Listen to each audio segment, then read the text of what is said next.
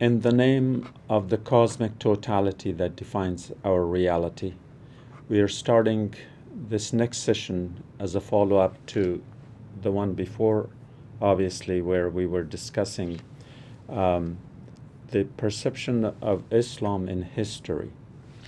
And this obviously is an overview, and in the previous program, I referred to first a division along the timeline.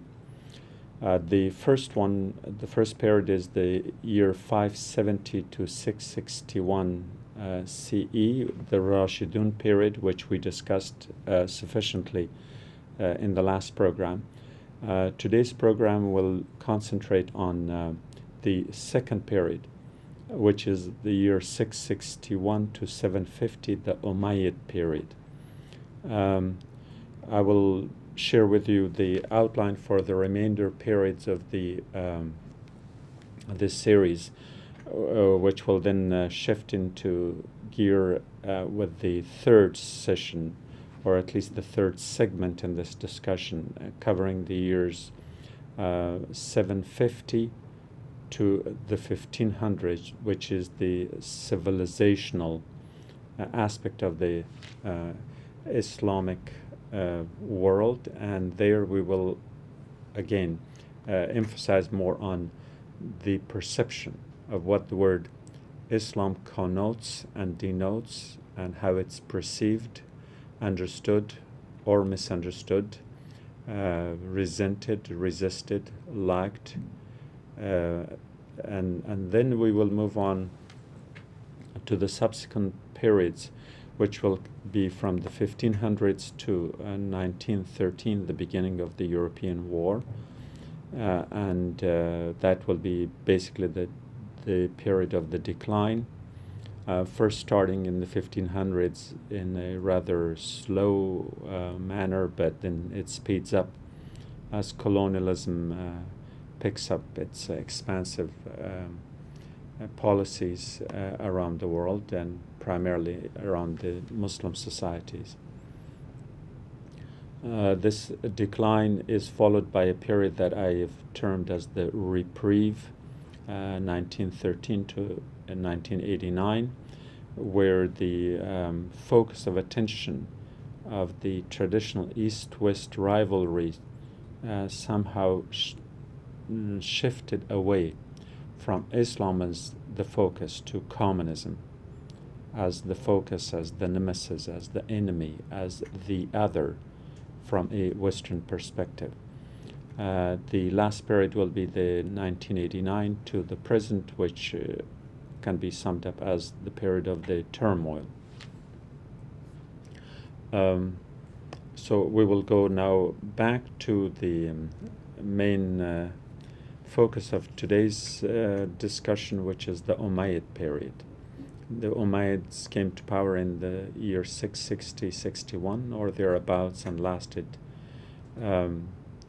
for almost a century, until the year 750.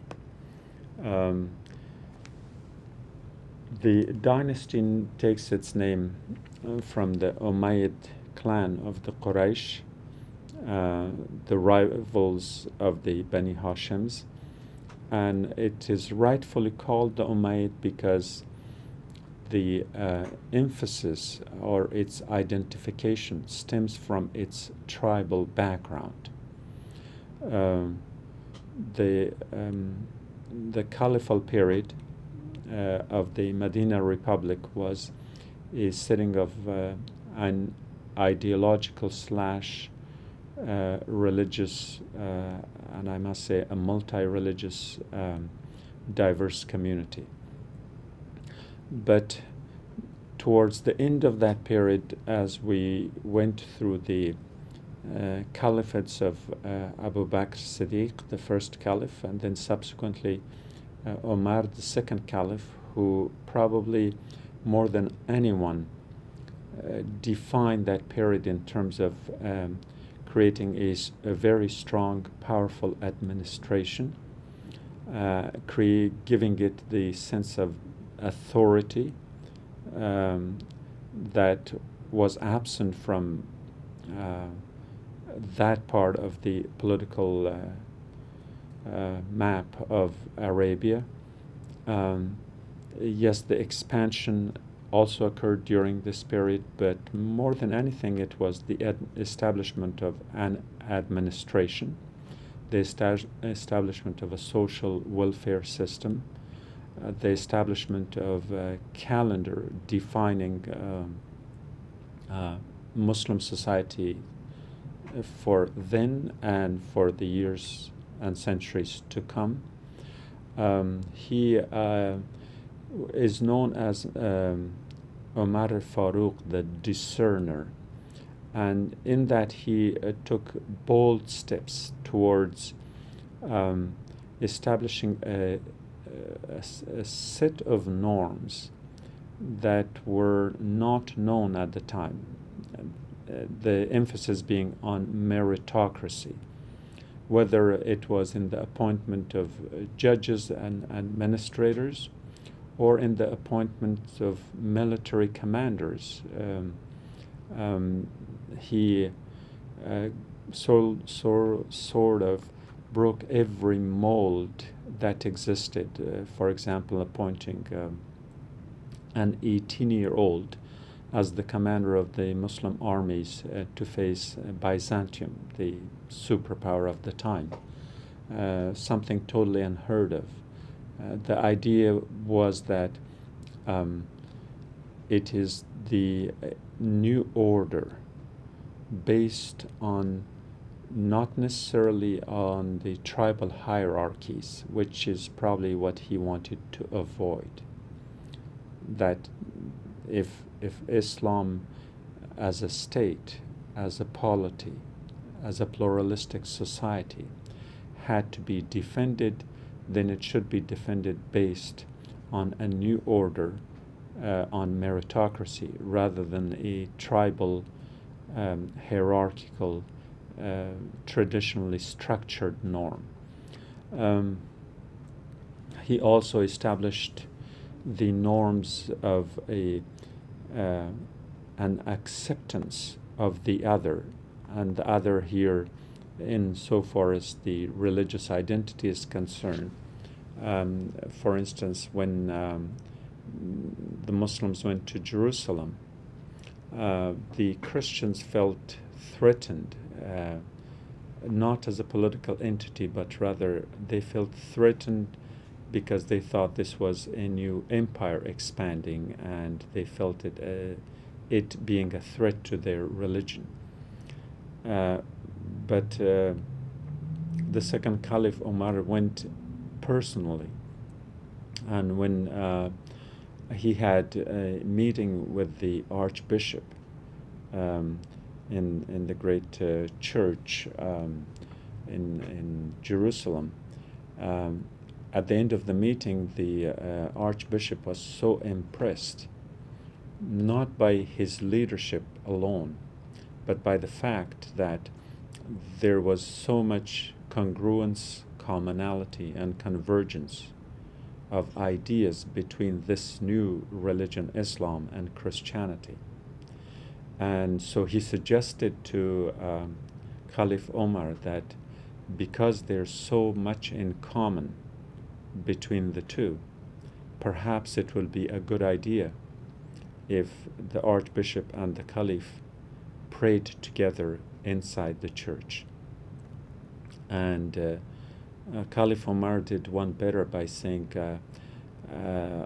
that this is a wonderful idea, but for you and I to be praying inside the church while the Muslim community and the Christian community outside of church are kind of standing in a state of tension and fear and possibly a misunderstanding of each other. Will they believe that we prayed together?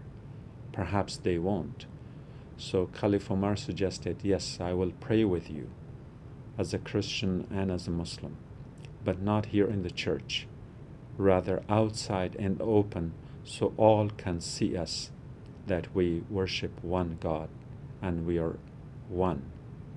And that set in motion, a period of the easing of the tensions and the coming together of these different religious communities that, as far as they were concerned, were not that different at all. Very, very positive step.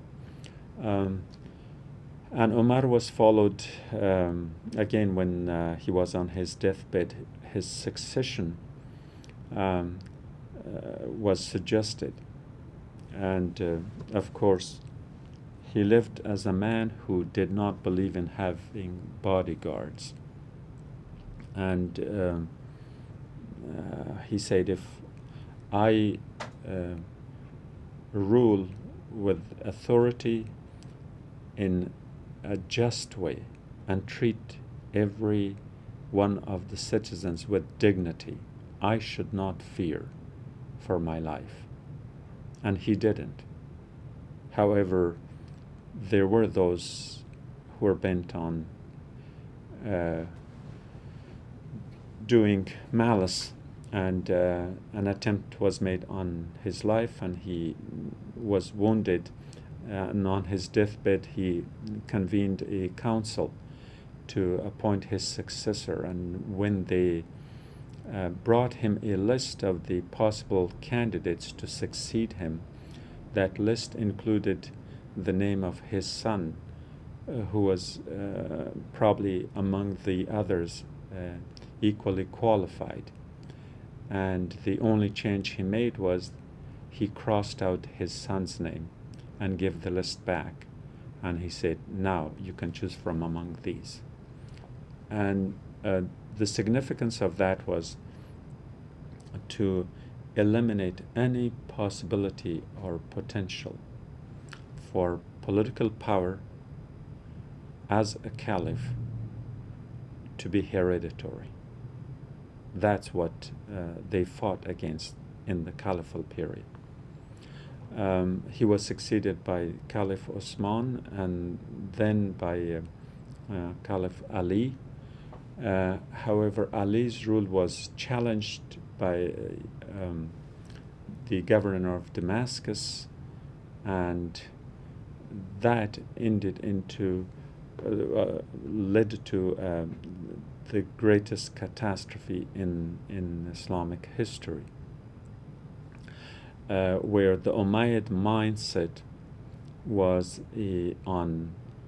set on a rulership based on dynastic powers, on tribal loyalties, on establishing an Arab empire, whereas Khalifa Ali's idea was not to deviate from the norms that were set by the Prophet, and not to deviate from the norms upon which his predecessors had established the governance, which was meritocracy and not tribalism.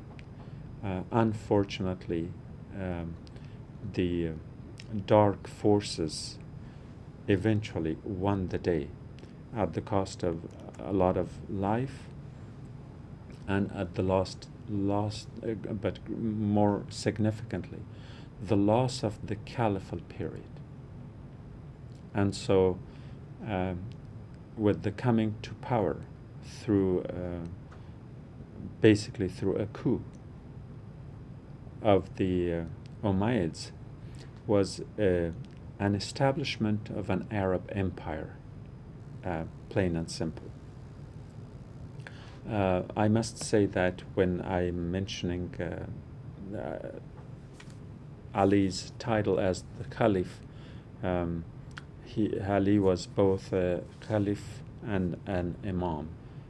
The context of our discussion demands that I call him a Caliph because that's what we are focusing on. As an Imam, his authority, his knowledge, and his depth and insight is a totally different issue, which can be discussed in a different program. This is not merely a historical review, rather an overview of the perception of Islam, how Islam was perceived. Going back to the Umayyads. The Umayyads they contributed to the history of Islam in both a positive and a negative way. The negativity was that the Arabs who saw under the Umayyads that the two superpowers that had exhausted each other, the Persians and Byzantium to the north and northwest, that the Persians and the Byzantium that had at that time defined the East-West rivalry. And this East-West rivalry was devastating for others, but more so for the Persians and for the Eastern Romans themselves. They went through centuries of wars. They taxed their people, both to finance their military campaigns against one another, but also taxing them by force drafting them into these two armies. And that whole period before the advent of Islam, one of an endless bloodshed of Persians and Eastern Romans fighting it out without any conclusive result at the end. By inconclusive, I mean that at the end the Persian Empire was still a Persian Empire and Byzantium was still Byzantium. In other words, they could not eliminate each other. And so since their powers were pretty balanced, this was the main cause of the devastation, that since they could not eliminate one another, they could weaken each other. And as they weakened each other, they weakened themselves. This was a very, very horrible period in human history. And of course it wasn't without its precedents, because the Achaemenids before were pretty much doing the same thing in this East-West rivalry. But it became much more heightened, much more defined during Byzantium period, perhaps in a similar way that the earlier Persian Empire, the Achaemenids, were engaged with the Greeks, which also resulted eventually with the fall of the Persian Empire and the death and destruction and demise of the whole Persian East in the period of Alexander the Great and his expansion eastward. So for some reason the what is called the Middle East, which is not the middle of anywhere, but rather a zone of both continental convergence of Asia, Europe, and Africa, as well as a bridge that connects these continents, not so much as continents, but the more well-defined cultural backgrounds, whether it's the Indians or the Persians and the Greeks or the Romans, the Byzantium, Egypt, and so on and so forth. They all come together in the Eastern Mediterranean zone. And to this day, in the 21st century, the East-West rivalry somehow goes back to that. But we'll come to that later.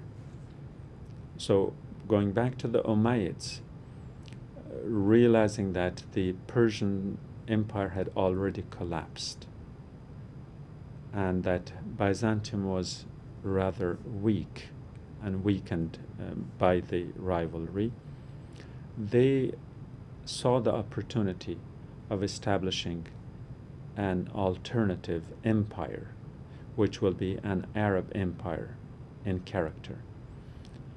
The problem we have historically is that the Arab nomads of the Arabian Peninsula, who were basically nobodies as far as world politics was concerned, had suddenly become a significant force. And that force in the Caliphal period was one of the emergence of a new faith, of a new ideology, of a new vitality. And rightly or wrongly, two words became synonymous with one another: Islam and Arabia, Muslims and Arabs.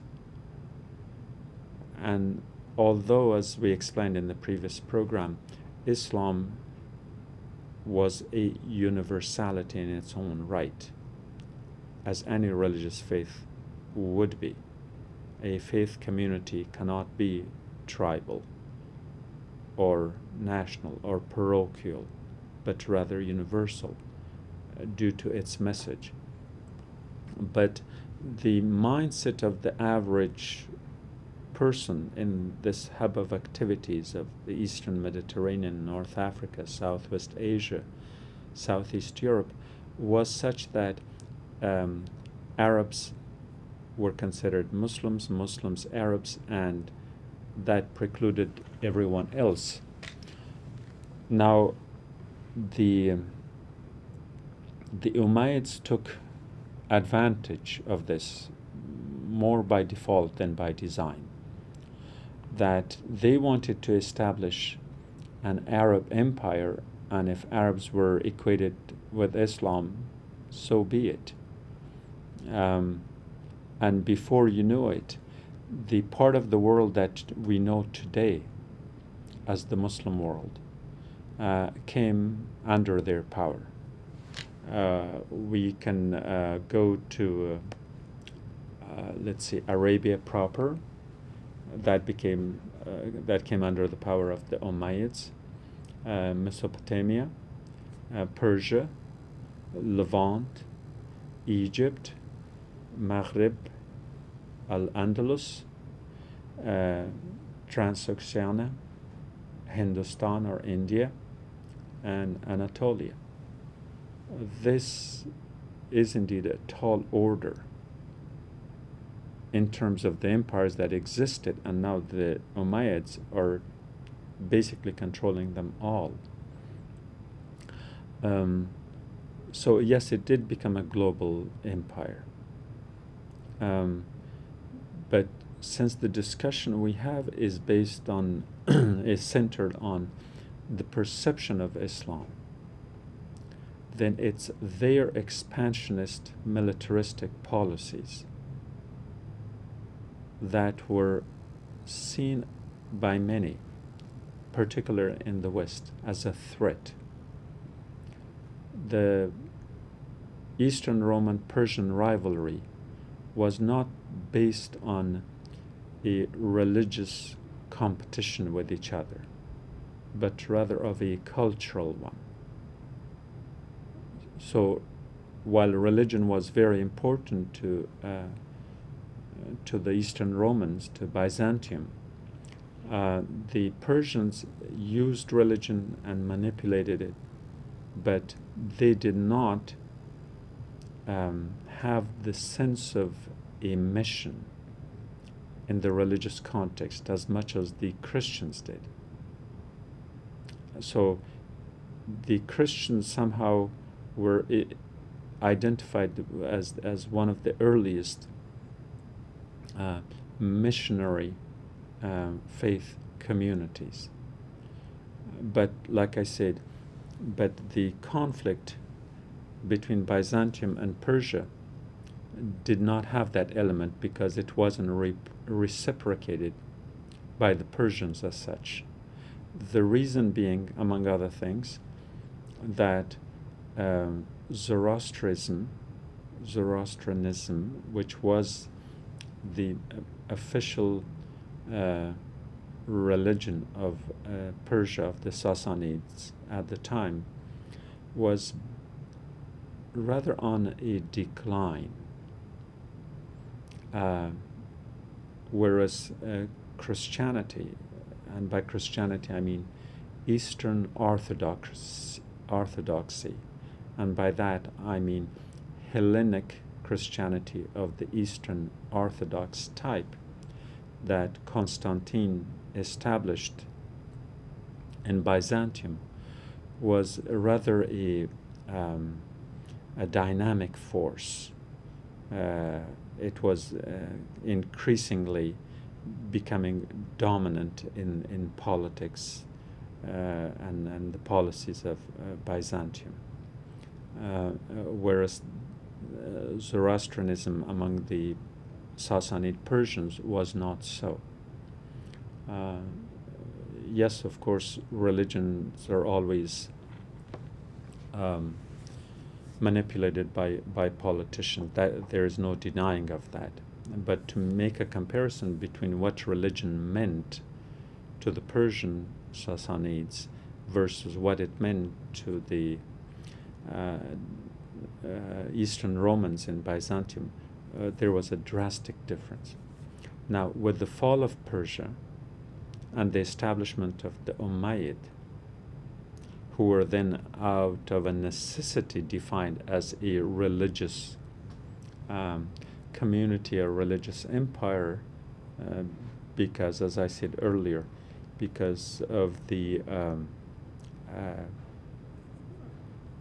establishment of equivalency between Islam and Arab, or Muslims and Arabs, that resulted in that East-West rivalry between the Greeks and the Achaemenids, between Byzantium and Persians, became one between a Christian Europe or a Christian West and a Muslim East. And suddenly religion was thrusted into the forefront, because now the dynamism, the religious dynamism, the religious fervor of the Christians in Byzantium was challenged by the religious dynamism of Islam. Even though the Umayyad could not be their representatives, they nonetheless could not deny that. So for one reason or another, and perhaps for the best reason we just shared, this political rivalry suddenly grew its ideological dimension as well as its religious identification as a source of the very source of that rivalry. And because of that, the expansion of the Umayyads, especially in the West, in Christian West, in Europe, was perceived as a threat, not to the polity and the leadership, but rather as a threat to their religion as well. And so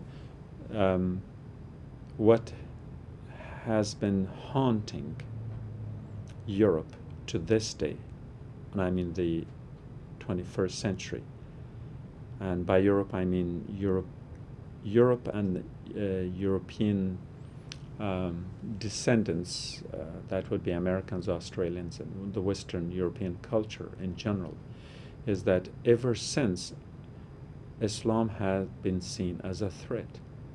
So when we hear the Muslim threat from the East today in the media, that is nothing new.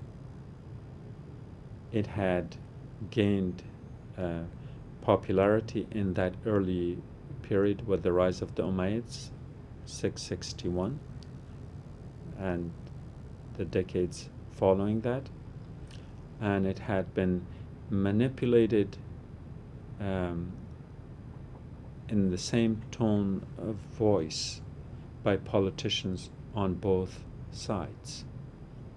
So Donald Trump is not saying anything new now, as the popes and the politicians of previous centuries would have been saying. And from the opposite side, what ISIS is saying as establishing an Islamic state by the sword is not any different than what the Umayyads wanted to do, to establish a quote-unquote Islamic state by the sword, which in essence was nothing but an Arab empire. And so in that regard then, the stereotype terminologies that we all suffer from to this day, spreading Islam by the sword, is more representative of the Umayyad period than of any other period. They expanded an empire by the sword and called it the expansion of Islam by the sword. And nothing can be farther from truth, in the sense that Islam does not allow for coercion in matters of faith. That's a clear command of the Quran, chapter 2, verse 256. And what the Umayyad did was that they turned that on its head. That coercion that was forbidden by the Quran, in essence, became a norm for the Umayyads. Not that they were really interested in the conversion. Let me explain that. They were not interested in converting people, but they were trying to label their empire Islamic so that they will benefit from its immunities to criticism in some ways. But other than that, they charged on and expanded as empire. And I gave you the name of the regions, which is basically, except for the Indian subcontinent, where their expansion was rather limited, and further east, Bangladesh, Indonesia, in the Far East. But in the rest of the present-day Muslim world, their presence was felt, and people suffered under their administration. So not only the Westerners, the Western Christians in Europe disliked Arabs as this imperial expanding force, but there was an equal amount of resentment in the East, in Central Asia, in Persia, Afghanistan, and beyond, that in the historical context, that resentment that was recorded at the time against the Arabization of the region was felt. And let me explain why the Umayyads were not interested in conversion of people into Islam, by force or otherwise. As I said, they were interested in establishing an Arab empire. Empires need armies. Armies need money and resources. Under in an Islamic setting, an adherent to the faith of Islam has to exercise his or her freedom, that insofar as the distributive element of his or her wealth is concerned, they are to share. Sharing your wealth is very highly recommended. In fact, it's one of the 5 pillars of the faith. So if you're a Muslim, you're supposed to help the poor, the needy, and the destitute. And this giving, known as zakat, is a norm, It's one of the pillars, and it is the prerogative of the one who gives to decide where and on what project that money should be spent. And this, in a way, denies the government to issue taxes on them. So in an imperial power, in an imperial state or in an imperial order, you need the people to pay taxes to the coffers of the rulers, which is left at their discretion to spend as they wish. And we know from historical records how they would rather spend the money. So the Umayyads had a conflict of interest with people converting into Islam, because the more they converted, the more they were entitled to enjoy the freedom of spending their money as they wished, rather than to give that money to the government. And so what is not understood in history often is that by calling the Umayyads an Islamic empire, then we go to the evidence and find out, for instance, that in Farghana, in parts of Central Asia, at one time, it is reported that more than 20,000 people were pleading with the Arab governor, and it might have been in Balkh, but it was in Central Asia. They were pleading with the governor, asking him to allow them to convert to Islam en masse. And the governor would not give permission because he had to consult the Caliph. Yes, the title remained, the Caliph in Damascus. And the Caliph in Damascus, the Umayyad Caliph in Damascus, was no less than an emperor whose interests were in conflict with these conversions, and therefore would not grant them the permission. Just think about it. Not grant these people the permission to convert. So at one point when that massive throng of people, the 20,000 or so reported, who pleaded with the governor, and the governor sent a perhaps more as a matter of pretense than of sincerity. He sent a letter to Damascus that here are these people they want to convert. Should I allow them or not? At that time, there is a change of government in Damascus, and the new Umayyad Caliph, Umar II, has